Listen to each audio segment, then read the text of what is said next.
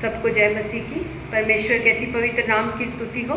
मैं खुदा का धन्यवाद करती हूँ। परमेश्वर ने मेरे जीवन में एक बार फिर से एक सुंदर अवसर दिया कि मैं आप लोगों के सन्मुख आ पाई। मैं परमेश्वर का धन्यवाद करती हूँ और मैं विश्वास करती हूँ जितने लोग इन वचनों को देख रहे हैं और जितने लोग इन वचनों को सुन रहे हैं, ये वचन उन सब के जीवन में एक बहुतायत से एक आशीष का कारण बन रहे हैं।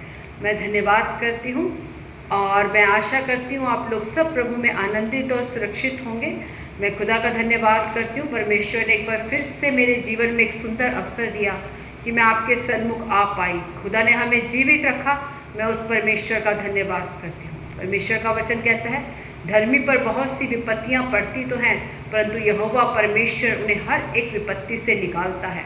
मैं खुदा का धन्यवाद करती हूँ क्योंकि परमेश्वर के वचन हमें सामर्थ और बल देते हैं। हम परमेश्वर की सामर्थ से सब कुछ कर सकते हैं, अपने सामर्थ्य से नहीं, परंतु परमेश्वर की सामर्थ जो आपके और मेरे जीवन में, जो उसके वचन को मानते हैं और जो उसकी आज्ञाओं को मानकर उसके पीछे चलते हैं, उन सब के जीवन में काम करती है।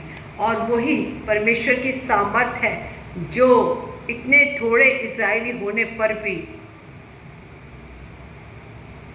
परमेश्वर के बड़े बड़े कामों को कर सके और देख सके उनके कामों को। मैं खुदा का धन्यवाद करती हूँ।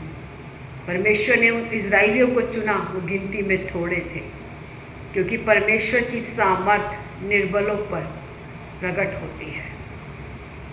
परमेश्वर योग्यता नहीं देता, परमेश्वर तुम्हारे सुंदरता को नहीं देता, परमेश्वर आपके पढ़ाई लिखाई बुद्धि को नहीं देखता, किंतु परमेश्वर ने संसार के तुच्छों और कंगालों को चुना। परमेश्वर ने संसार के निर्बलों को चुना ताकि उसकी सामर्थ उनमें प्रकट हो सके। वो जान सके कि उनका इस तरीके से बढ़ना और परमेश्वर के काम करना हमारी बुद्धि ज्ञान से नहीं, परंतु परमेश्वर की आत्मा से है। क्योंकि मैं संसार में अपने आप को सबसे ज़्यादा निर्बुद्धि समझती हूँ, सबसे ज़्यादा कंगाल और सबसे ज़्यादा दरिद्र समझती हूँ और सबसे ज़्यादा दुर्बल समझती हूँ, लेकिन परमेश्वर ने मुझे अपनी सामर्थ्य से खड़ा किया। मैं उस खुदा का धन्यवाद करती हूँ। परमेश्वर ने अपने परिवार से मुझको चुना क्योंकि मैं निर्बल और बुद्धिहीन थी, मैं पापी थी। लेकिन परमेश्वर की बड़ी दया मेरे और मेरे बच्चों पर, मेरे परिवार पर हुई। मैं खुदा का धन्यवाद करती हूँ क्योंकि परमेश्वर का वायदा है, तू बच, तेरा घराना बचाया जाएगा। परमेश्वर का हर एक वायदा हाँ और आमीन में होता है, लेकिन उस वायदे को अपने जीवन में पूरा होता हुआ देखने के लिए परमेश्वर के कुछ बातें हैं जिन्हें हमें फॉलो करना, या कुछ आज्ञाएं हैं जिसे हमें मानना बहुत ज़रूरी है। क्योंकि यदि हम चाहते हैं कि परमेश्वर का वचन हमारे जीवन में काम करे, उसकी आनंद, उसकी आशीषें, जो उसके वायदे हैं हमारे जीवन में काम करे, तो हमें उसके वचन को पूरी तरीके से मानना ज़रूरी है, उसकी आज्ञाओं पर चलना और जो मना है उसको मना करना और जो करना है उसे करना। जब हम परमेश्वर के वचन को पूरा करते हैं तो परमेश्वर की अपने वचन से हट नहीं सकता, क्योंकि परमेश्वर का वचन कहता है आकाश पृथ्वी टल जाएंगे परंतु मेरे मुख से निकला हुआ वचन नहीं टलेगा। इसीलिए परमेश्वर के वचन के अनुसार जब हम चलते हैं और क्लेम करते हैं तो परमेश्वर का काम, परमेश्वर उसे इनकार नहीं कर सकता। परमेश्वर को देना पड़ता है और करना पड़ता है, क्योंकि परमेश्वर अपने वचन से हटके कुछ नहीं कर सकते। आपके और मेरे जीवन में कमी है तो वो इसीलिए क्योंकि हम वचन को मानते नहीं हैं। हम अपने आप को मसीह बोलते हैं परंतु हम वचन को मानते नहीं हैं। परमेश्वर की पहली आज्ञा है कि सबत के दिन मेरे भवन में जाकर मेरी संगति करना, लेकिन हम लोग अपने घरों में संगति करते हैं। हमने अपने घरों में ही चर्च बना लिया है, लेकिन परमेश्वर का क्या आज्ञा है? मेरे भवन में। क्योंकि जब हम देखते हैं पतरस और सिलास, पतरस और यूहन्ना, वो उस लंगड़े को चंगा नहीं करने जा रहे थे, वो आराधना और स्तुति करने के लिए अलग से जा रहे थे, किसी स्थान पर जा रहे थे। वो अपने घर में आराधना स्तुति नहीं कर रहे थे, लेकिन हम जब देखते हैं कि वो परमेश्वर की आराधना और प्रार्थना करने के लिए अलग जगह पर जा रहे थे। हम जब परमेश्वर के वचनों को तोड़ते हैं और अपनी मर्जी से उसे मरोड़ देते हैं और दूसरे को गलत ठहराते हैं, वचन नहीं पढ़ते, वचन के अनुसार नहीं चलते, परंतु वचन को अपने मुताबिक तोड़ते और मरोड़ते हैं।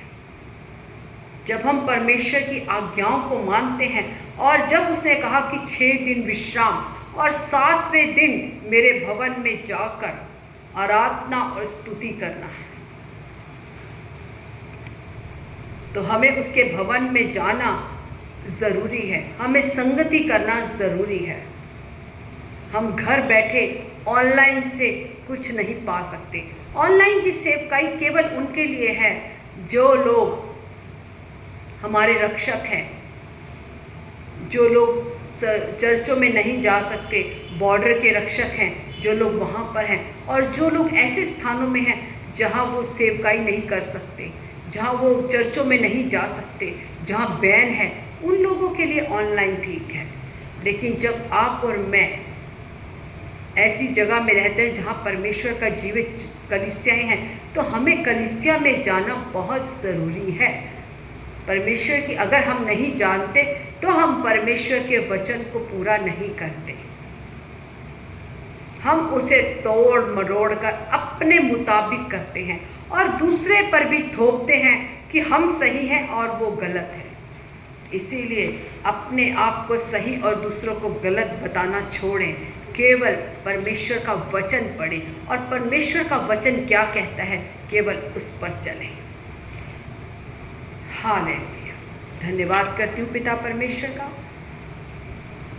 क्योंकि जो वचन की ओर देखता है, जो यीशु मसीह की ओर देखता है, वो कभी गिरता नहीं। जितनों ने उसकी ओर देखा उन्होंने ज्योति को पाया और उनका मुंह कभी काला नहीं हुआ। मैं खुदा का धन्यवाद करती हूँ कि परमेश्वर ने अपने उन गूढ़ रहस्यों को हम जैसे निर्बुद्धियों पर प्रकट किया। मैं खुदा का धन्यवाद करती हूँ। और हमें दासों का आदर करना है। हम किसी के खिलाफ बोलने वाले कोई नहीं कि वो ऐसा कर रहा है, वो ऐसा कर रहा है। उसने कहा अपनी आँख का लट्ठा नहीं दिखता और दूसरे की आँख के तिनकों को हम देखते हैं। अपना जीवन को हम नहीं सुधार सकते, परंतु दूसरे के जीवन को देखते हैं। पहले हमें अपने आप को सुधारना है।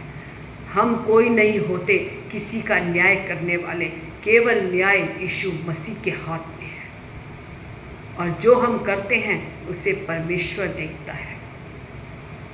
इसीलिए एक दूसरे को गलत ठहराना छोड़ें और केवल परमेश्वर का वचन पढ़ें और इसके मुताबिक चलें। किसी मनुष्य की बुद्धि से नहीं, किसी मनुष्य के कहने से नहीं, परंतु पवित्र आत्मा के कहने से। और वो पवित्र आत्मा आप कब पाते? जब आप परमेश्वर के वचन को पढ़ते हैं, जब आप परमेश्वर के रास्ते पर चलते हैं और वचन आपके जीवन में काम करता है। परमेश्वर आपको गाइड करता है कि आपको कैसे करना है और कैसे चलना है। यीशु मसीह ने कहा मार्ग, सत्य और जीवन केवल मैं ही। आज हम यीशु मसीह परमेश्वर से कैसे वचन के द्वारा बात करते हैं। इसीलिए जब हम वचन पढ़ते हैं तो कोई हमें बहला फुसला नहीं सकता, परंतु हमें जो भी काम करना है हमें वचन के मुताबिक करना है। धन्यवाद करते हैं परमेश्वर। आइए हम प्रार्थना में चलें और परमेश्वर से प्रार्थना करें। हालेलुया। धन्यवाद सामर्थी पिता परमेश्वर, हम आपका धन्यवाद करते हैं। राजाओं के राजा, प्रभुओं के प्रभु यीशु नासरी, हम आपका धन्यवाद करते हैं। सेनाओं के महान यहोवा परमेश्वर, हम आपका धन्यवाद करते हैं। ऐ मेरे मन यहोवा को धन्य कहे और जो कुछ मुझ में है उसके पवित्र नाम को धन्य कहे। ऐ मेरे मन यहोवा को धन्य कहे, उसके किसी उपकार भलाई को ना भूलना। तेरे उपकारों भलाइयों के लिए खुदा, तेरी दया के लिए, तेरी कृपा के लिए पिता, हम आपका धन्यवाद करते हैं। आपने हमें जीवित रखा खुदा, आपने हमें चुना, अपना बेटा बेटी बनाया खुदा, हम आपका धन्यवाद करते हैं।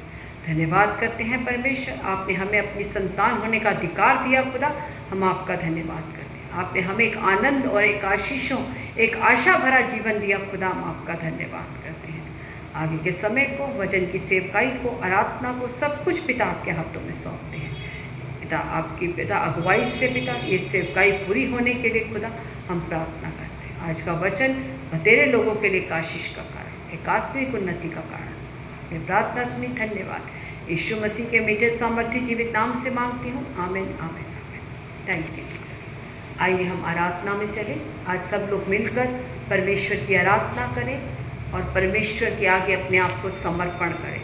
अपने बुद्धि से नहीं परंतु परमेश्वर की आत्मा से चलें और सच्चाई और आत्मा से परमेश्वर की आराधना करें। हालेलुया।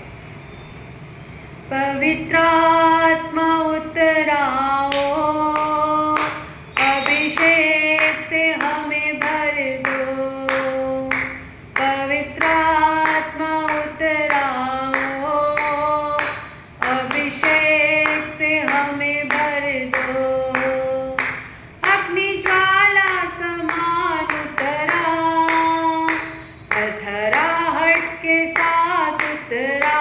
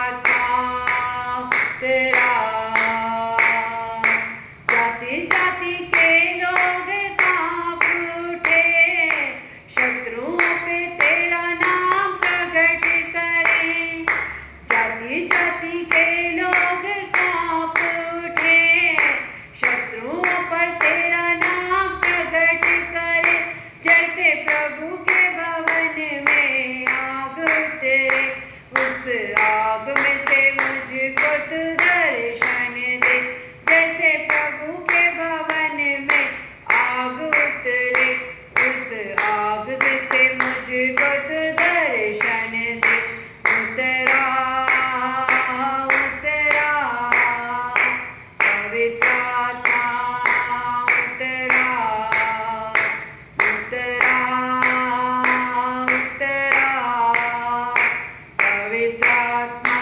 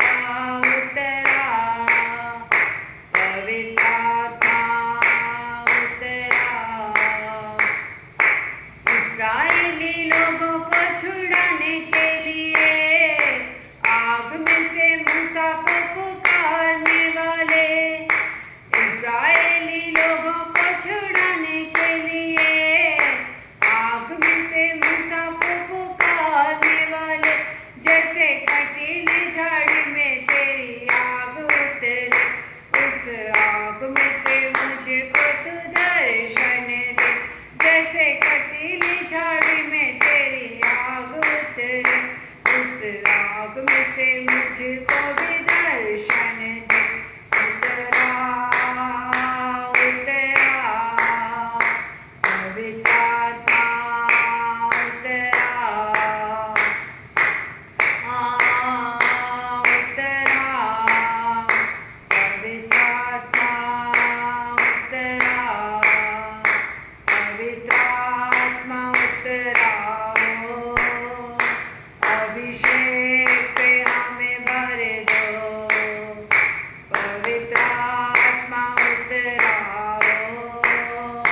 अभिषेक से हमें भर दो, अपनी ज्वाला समान उतरा, सनसनाहट के साथ उतरा, अपनी ज्वाला समान उतरा, सनसनाहट के साथ उतरा, उतरा उतरा पवित्र आत्मा उतरा, उतरा उतरा पवित्र आत्मा उतरा।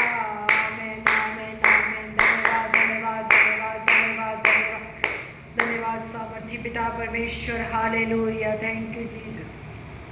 धन्यवाद ईश्वर प्रभु, धन्यवाद महान सामर्थी पिता परमेश्वर। हम आपका धन्यवाद करते हैं, धन्यवाद करते हैं खुदा तेरे किए गए भलाइयों के लिए, उपकारों के लिए, तेरे सामर्थ के लिए पिता हम आपका धन्यवाद करते हैं। आपने अब तक लेकर चलाया पिता, हम आपका धन्यवाद करते हैं। आगे वचन की सेवकाई को पिता आपके हाथों में सौंपते हैं। पिता परमेश्वर, आज का वचन तेरे लोगों के लिए आशीष का कारण हो। मुख मेरा हो परंतु पिता तेरी आत्मा मुझ पे होकर कार्य करे। जिस प्रकार परमेश्वर आपने मूसा का अभिषेक किया पिता, मुंह का भद्दा होने पर भी खुदा तेरी आत्मा के द्वारा आपने उसे चलाया पिता परमेश्वर, उसी प्रकार खुदा आज मुख मेरा हो परंतु तेरी आत्मा मुझ में होकर कार्य करे खुदा। एक बड़ा छुटकारे के लिए परमेश्वर आज हम प्रार्थना करते हैं। आज का वचन तेरे लोगों के लिए एक आशीष का कारण हो। आपने प्रार्थना सुनी, धन्यवाद। सारी आदर महिमा जलाल आपको देते हैं। यीशु मसीह के मीठे सामर्थ्य जीवित नाम से मांगती हूँ, आमीन आमीन आमीन। धन्यवाद ईश्वर। आइए आज हम वचन की मनाती के लिए यहोशू की पुस्तक में से 1:5। तेरे जीवन भर कोई तेरे सामने ठहर ना सकेगा, जैसे मैं मूसा के संग रहा वैसे ही तेरे संग भी रहूँगा, और ना तो मैं तुझे धोखा दूंगा और ना तुझको छोड़ूंगा। सब बोले आमीन। जहाँ तेरा है वहाँ अब लगाइए मेरे संग मेरा। मेरे जीवन भर कोई मेरे सामने ठहर ना सकेगा, जैसे परमेश्वर मूसा के संग रहा वैसे ही मेरे संग भी रहेगा, और ना तो वे मुझे धोखा देगा और ना मुझको छोड़ेगा। छठा भी इसका हम पढ़ेंगे। इसीलिए हियाव बांधकर दृढ़ हो जा, क्योंकि जिस देश के देने की शपथ मैंने इन लोगों के पूर्वजों से खाई थी, उसका अधिकारी तू इन्हें करेगा। उसका अधिकारी हम उन्हें करेंगे। आमीन।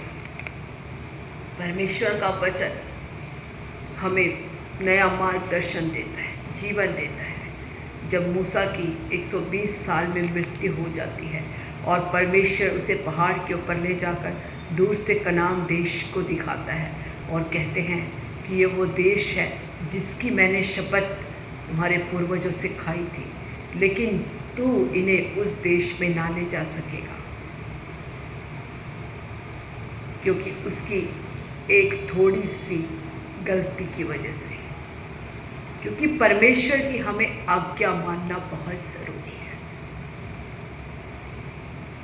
एक गलती की वजह से परमेश्वर का जो वायदा उसके जीवन में था वो उसको ना देके परमेश्वर ने उसे यहोशू की ओर दिया कि तू नहीं, उसे यहोशू का कनान देश की ओर लेकर जाएगा।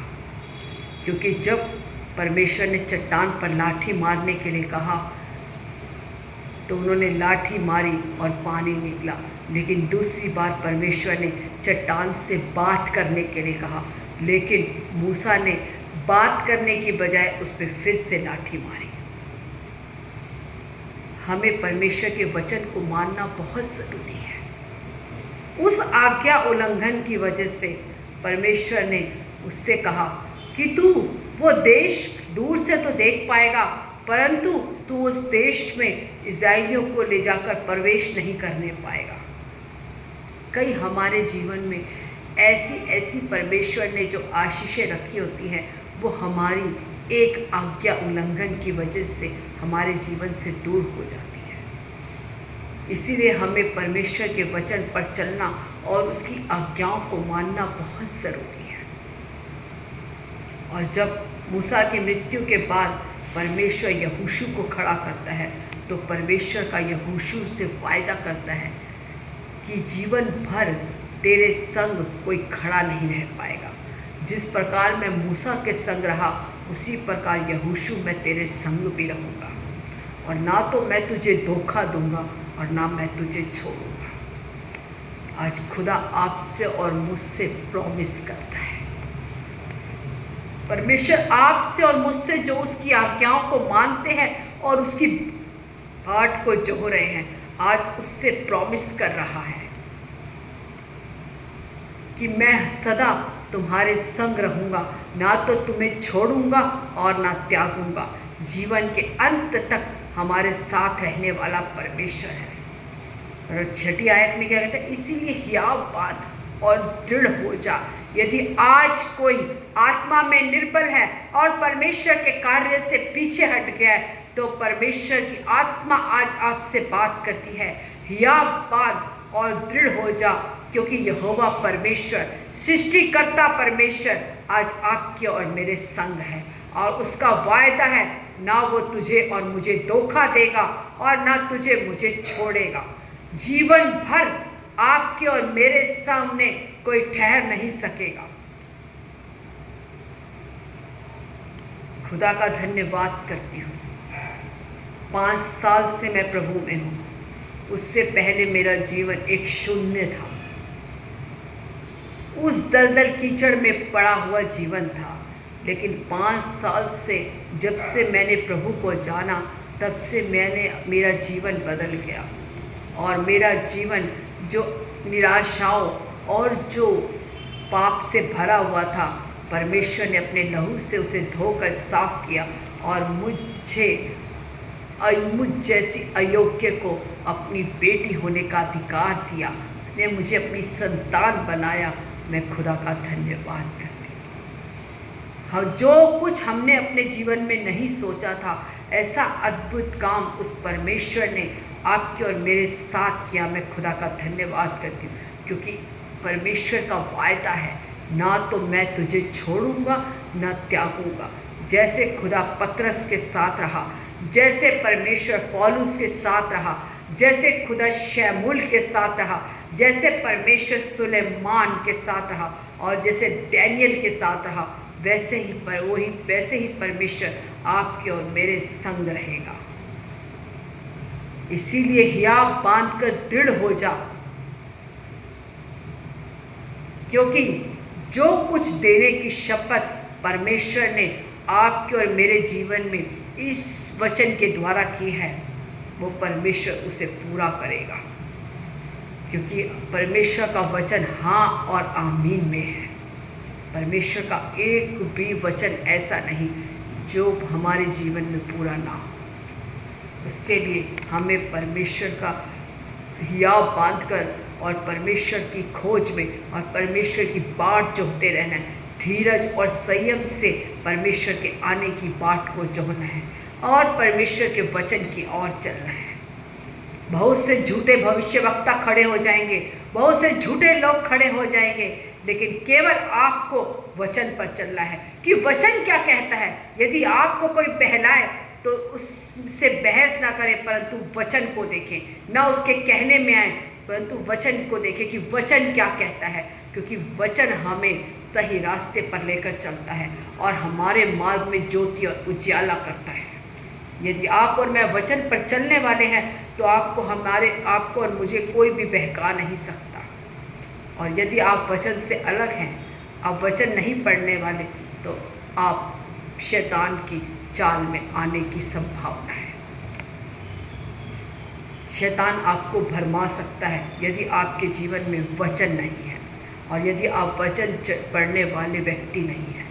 इसीलिए आपको वचन पढ़ना है ताकि आपको कोई गुमराह ना कर सके, आपको कोई परमेश्वर से भटका ना सके, आपको उस कोई मसीह दौड़ से आपको खींच ना सके। उसमें मसीह दौड़ में दौड़ने के लिए आपको वचन का ज्ञान होना बहुत ज़रूरी है।